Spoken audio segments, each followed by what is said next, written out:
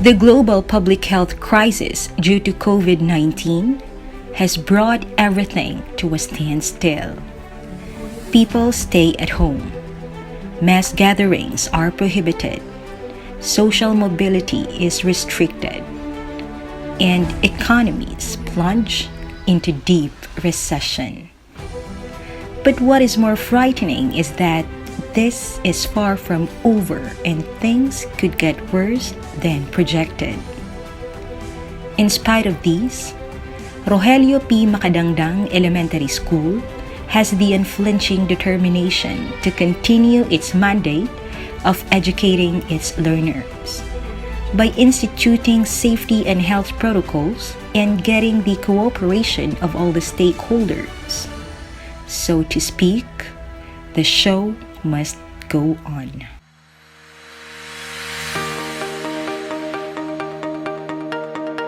Nestled in a rough terrain in distant Sitio Lasang, Barangay Kapungagan in Kapalong, Davao del Norte, ROGELIO P. MACADANGDANG Elementary School, a newly established learning hub, provides children with the sunshine of hope. With only 2 LSB paid teachers handling kindergarten to grade 3 classes in multi-grade mode, this school struggles to meet the standard of an ideal school. However, such incompleteness calls for our assistance and generosity, not pity. It has attracted families with varied cultural backgrounds and has grown increasingly diverse over the past decade.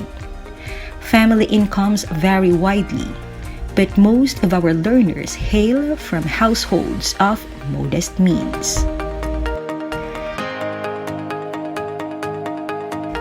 The current state of the Philippines has urged the President to sign into law Republic Act 11469 or the Bayanihan to Heal as One Act, to contain local transmissions of the disease, mobilize assistance of basic necessities to affected families, undertake measures to manage the healthcare system, implement a social amelioration program to affected sectors, and partner with private sectors and other stakeholders in the implementation of programs and measures.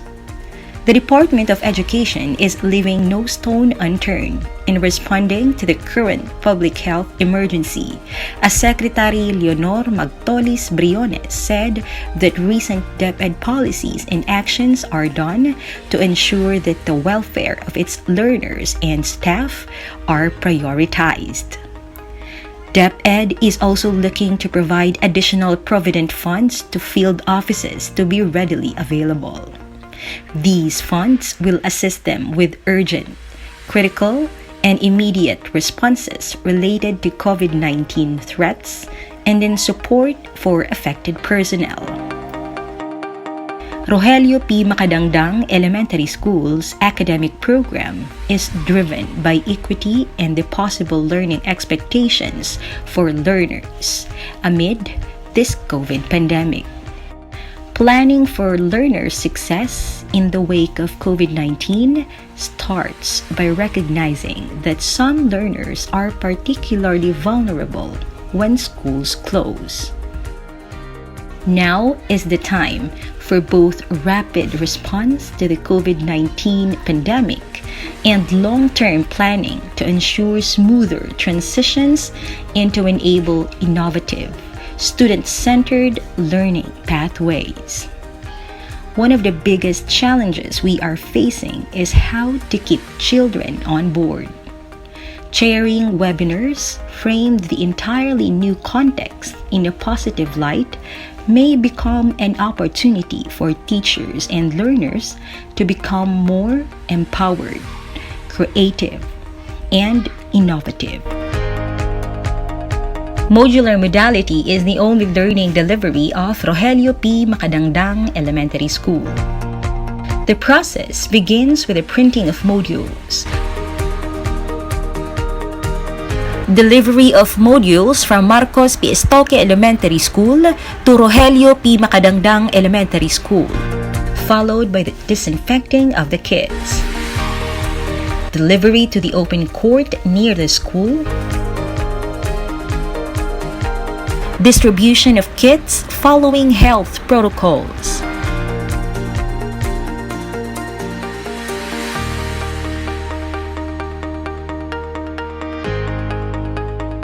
unclaimed kits are stored in the kiosk near the school.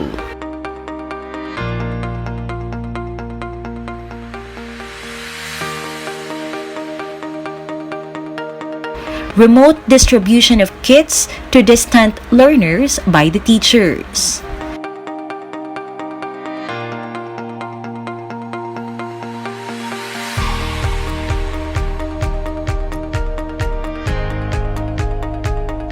Monitoring of pupils by the advisors via SMS, messenger, or home visitation. Para-teacher helps in assessing learners.